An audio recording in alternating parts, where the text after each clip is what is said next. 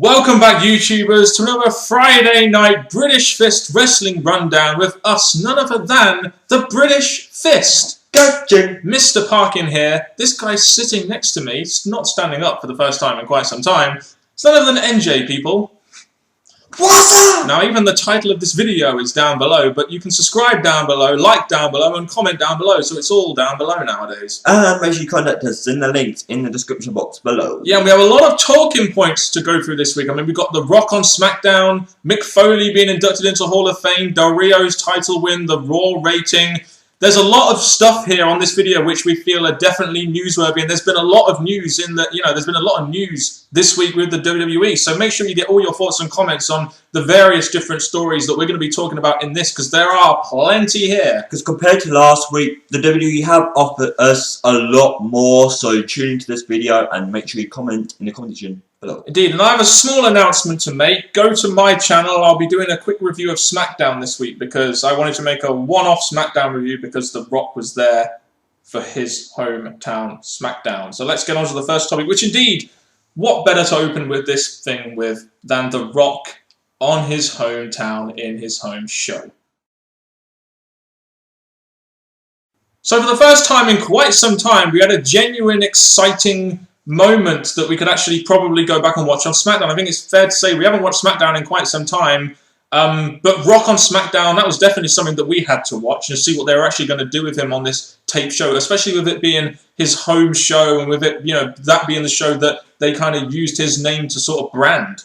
Well, this is exactly what the WWE needs. Big names on SmackDown, because for a while now, everything's been emphasised on Raw. Yep. The big returns, the big names, the big moments. So to give SmackDown The Rock for a one-off show, at least it gave SmackDown a highlight for a week, especially before the Rumble, where The Rock is going to be main eventing. Indeed, and it just makes SmackDown feel a little bit more important, rather than the filler B show, which we know it's come to be right now. It makes it feel a little bit more important that a guy like The Rock will actually come on the show and be part of the show. Not just that, but this was the hour main event. This wasn't even the main event. Generally, Rock will main event any show, but on SmackDown this week, I believe he was in the hour main event, which was quite strange, but it was really nice to see Rock on SmackDown for the first time in 10 years. It is kind of a draw. Back on the show, like I said earlier, that they kind of used his name to brand their show around pretty much. And that's the thing, because when The Rock came out, he announces everything that it's his hometown, SmackDown, and then he's going to go over to Rumble and become the champion. So Rock actually he went through the whole procedure of talking about the history and then building up to the Rhodes Scholars coming out.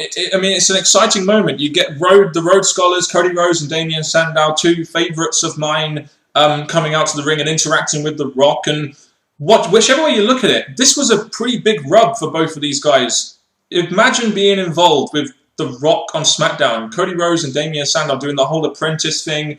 The interaction between them two was pretty good. A nice, really, really nice rub for Cody Rhodes and Damien Sandow. Two people who I expect to be pushed in the main event at least some point down the line. The thing about this, more about Sandow than Cody. Sandow's been in the ring with DX. Yes, so has Cody when he was in Legacy, but that's the past. Sandow's been in the ring with big names, building him up. Cody, yes, I enjoyed the insults that were fired at him. That was funny. That made The Rock stand out in that.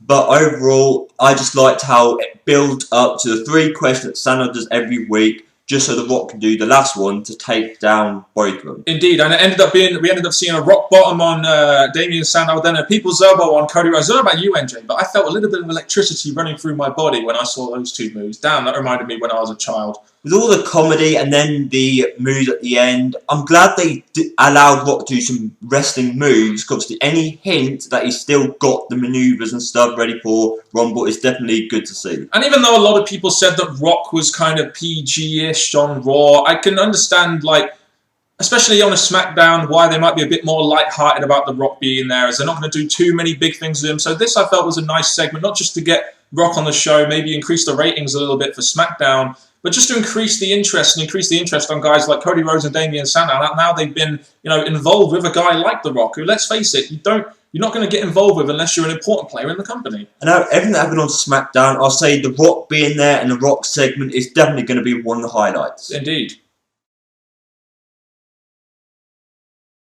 So I think it's fair to say that at this time of year, we generally get a lot of filler because WWE are hyping up to the Rumble, which doesn't have that many stories. They're hyping up to a big match between CM Punk and The Rock. And we saw on Raw that we had a lot of filler, which really had no importance to the pay-per-view. My question is, why not have Royal Rumble qualifying matches? At least it's a way of actually getting these guys on TV with some purpose rather than just having them in filler matches going into the Rumble like they usually do. Royal Rumble qualifying matches, in my opinion, could be a very good idea to fill out a Raw or even a SmackDown as well. The sad thing is we said the exact same thing last year, so us talking about it again this year makes no difference. We can say the exact same thing. Like, on Raw, we had a few people saying, I'm in the Rumble, no, I'm in the Rumble, I'm in the Rumble. It just went round in circles doing that. The qualifying matches, just like we said last year, could have helped, but I think the WWE, even though they have a 3-hour Raw now where they could benefit with qualifying matches, I think they're just trying to get to the point of each thing so the Rumble can just be there as it is. Especially seeing as people are just announcing themselves. Like, you've had Orton just announce himself, Sheamus just announce himself, Cena just announce himself. Let's have these guys at least qualify for the Rumble and at least show that they deserve the spot in there. Just an idea that could make the TV shows seem a little bit more tolerable, have a little bit less filler there, and just have some hype towards the Rumble rather than just having filler match after filler match after filler match, which always happens between TLC and the 6 weeks going into Royal Rumble.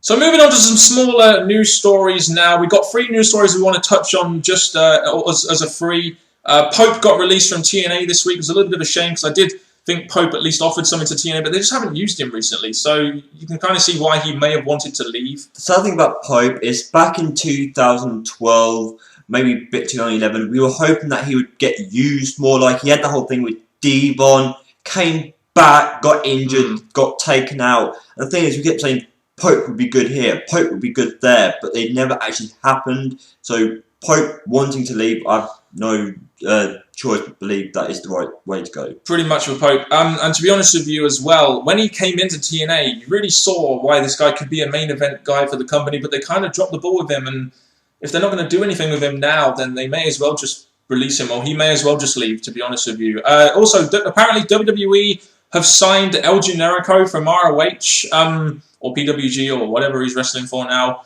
Do you really think that Vince McMahon or WWE will use El Generico correctly, even though they have signed him? It seems like they have signed him. Even though I'm not the biggest El Generico fan, he is a somewhat of a big name. So for him to be a part of the WWE, yes, he may not use correctly, but in Vince's eyes, he's got a big name in his company. The problem with Vince McMahon is that he generally won't keep their indie names, apart from the CM Punk one, obviously, and he'll give them their own names and he'll repackage him in some way. I just have this feeling that they're going to repackage El Generico in a way which is just not going to really suit the performer. But there's a good news that WWE are going after independent talent, and there's a lot of news on the horizon that WWE are going after a lot of top indie talents now, which isn't a bad way to go, really, to be honest. So El Generico is a good talent. Do I feel WWE are going to use him? Not so much. I really don't see that they're going to do it. Well, out goes Ray. I'm looking forward to seeing what they do with these kind of movers in the ring, so I'll say good luck, El Generico. As will I. Tyson Kidd is injured now. He's between 6 months and a year with a torn MCL, I believe. Very unfortunate for Tyson Kidd. Even though he hasn't really been on TV, he's been a big part of the second and third rate shows like Superstars and NXT, being in the tag team with Justin Gabriel. A real shame that a guy like Tyson Kidd, a workhorse like him, has been injured now. It is a real shame. The bad thing about Tyson Kidd getting injured is, number one, yes, he may not have been involved in many Raw or SmackDown shows, but he was making appearances now and again. And the other thing is, with the tags with Tyson Kidd, like, he had a chance to go for the titles, never actually fulfilled it. But it's a shame that someone that fans seem to like, he is a good mover in the ring, and now he's injured, going to be out for a year, so that's taking out one talent. Yes, he may not have been used, but it's still a talent that fans like. So we were really happy to see the news earlier on, I believe today, that the first inductee to the WWE Hall of Fame was going to be Mick Foley. I think this has been long overdue, and I was very, very happy for Mick Foley when I found out that he would indeed be part of the Hall of Fame, as that is what we're led to believe by news reports. And this is going to be the thing. He's going to appear on this next Raw, probably have his own segment about this. And I'm hoping when it comes to the Hall of Fame, they do something comedy-wise with the many faces Mick Foley. Yeah. But Mick Foley being a part of the Hall of Fame, I'm not sure who's inducting him, but the thing is, I'm really looking forward to this, and he definitely deserves it. 'Cause everything he's been through, even over the past few recent years when he's had some involvement, it's going to be good to put him into the Hall of Fame. I wonder if it would be someone like Terry Funk or Triple H. I don't know who's going to induct him, but I'm not really too worried about that right now. I'm just really happy the fact that he's actually been inducted into the Hall of Fame. Like I said, I believe it is long overdue, and I just couldn't believe it when I heard that Mick Foley wasn't part of the Hall of Fame. So I'm glad that he is going in. It looks like that he's going to be headlining the Hall of Fame this year, quite possibly being the first announcement in it. I hope they do, like you said, do a segment on the 20th anniversary where they properly announce it and do something special for it, because that would be nice for a guy like Mick Foley, who I think much deserves this. Because at the minute, it's only been really released on the internet, so I think a 20th anniversary Raw, they definitely deserve Mick Foley's segment, announce that he's going to be in the Hall of Fame, just to make this more worldwide noticed. So on this week's episode of SmackDown, we got the big news also that Del Rio wins the World Heavyweight Championship. And to be honest with you, not going to talk too much about him winning the championship, but the fact that WWE spoiled it on their website after the tapings. Now, I can understand why they may have done this, because they maybe want people to watch the show that wouldn't usually watch it, but you know, we try and avoid spoilers generally, and even though we don't care too much about SmackDown, it would be nice if WWE didn't spoil their own TV shows sometimes. That's the thing. The thing I noticed is as soon as SmackDown All Stuff came out, they tweeted about it, and it was shown worldwide, and I thought, yes, the spoilers are out via the internet, but did you really need to do that instead of waiting for the show, which is only going to come up soon before you start tweeting about it? Indeed, and they did it with Wade Barrett as well, didn't they? When he won the IC Championship, they spoiled that. They spoiled that on their website as well. Now, just getting to the nitty gritty of this Del Rio title, he won it in a last man standing match against Big Show. We're hearing news that apparently the reason why they have done this is because they want to try and make a new Hispanic babyface star out of Del Rio. Apparently, Sin Cara just hasn't worked, and Rey Mysterio is on his last legs. And, you know, what do you think about Del Rio being like a top Hispanic babyface, just from what you've seen of the guy? Straight away, I didn't think it was because of that reason. The reason I think is because they want to keep Ziggler as a heel, so to cash it on Big Show is not really going to help him staying as a heel, because he's just beat another top heel. So I think with Del Rio being a face, it's going to make Ziggler's cash-in a bit more heel-like, even though back in our past videos, we're not really taking Del Rio as a serious face. So you think they're going to use Del Rio as a face so they can use Dolph Ziggler to cash in on Del Rio rather than Big Show? That may be the way they go. I don't know. I feel this may have been a combination of maybe trying to get some more ratings to SmackDown, making it feel like a little bit more of a must-watch show. I do feel also that this whole Hispanic babyface star thing, especially seeing as they are in Miami, and they alluded to on the show that has got quite a big Latino population, I do feel that was also a big part of it in terms of doing business to more worldwide brands and stuff. It could be, but I think with Del Rio not many people caring about, I really think this is a temporary thing. I think this is just to make, because it's hard to picture Ziggler beating Big Show, but beating Del Rio is more easier booking idea. So I think it's more about Ziggler cashing in the near future. It may well be. I just want to raise this as well. I'm not really sure I can buy Del Rio as a face, seeing as nothing about his character has changed. I mean, nothing about his character has really changed. He's still the same Del Rio that we've seen as a heel. So there's no real evolution or natural evolution there into a baby face. Not really sure I can get behind him, but I can get behind the fact that WWE at least are trying to create this like Hispanic babyface, which apparently Sin Cara and Rey Mysterio just aren't going to be down the line. So I believe the big news this week on Raw was the fact that it got a 3.14 rating, which was the highest rating for a 3-hour Raw since August. So we had a 900,000 viewer increase. The third hour actually increased in viewers, and it's no real surprise really that happened with The Rock being in the main event, to be honest. The thing I like about this is that you are expected the ratings to jump up going up to WrestleMania. Yes. So Rock or not, I think we may get a few more like this. Not every week, but maybe a little gap between each one.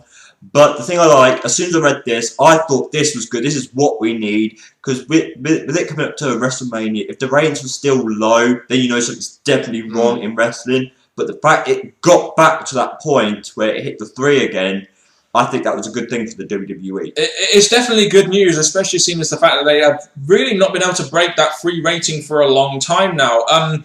No surprise The Rock increased that like a temporary ex-Attitude Era, bigger star kind of guy, was going to bring in most of the ratings. No real surprise there. I guess my question really is, do you remember when that used to be normal? When an average Raw used to draw these kind of ratings and we didn't need to hype up The Rock's return and bring him back to try and get a 3.14? Hopefully the ratings will increase going into WrestleMania, and I feel Rock, the reason why they're going to go with Rock as WWE Champion is purely because they want to build up interest going into WrestleMania, and this is a good sign for them. I mean, it's a 3.14 is not exactly groundbreaking or anything, but it's 900,000 more viewers than they got for their New Year's Eve edition, which got, what, a 2.4?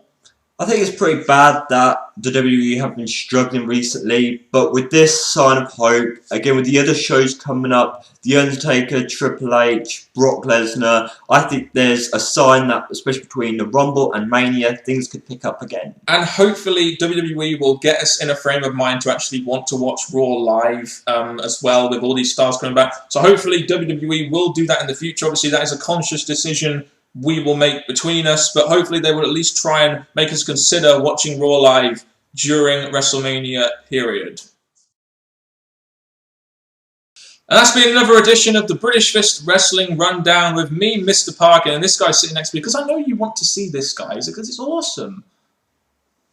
What's up? Leave your thoughts and opinions in the comment section below on the things we have talked about, on Rock being on SmackDown, Del Rio's title win, Mick Foley being in the Hall of Fame, the Raw rating, the various news topics that we talked about, because we really want to get your opinions and your input on the stories that we read out here.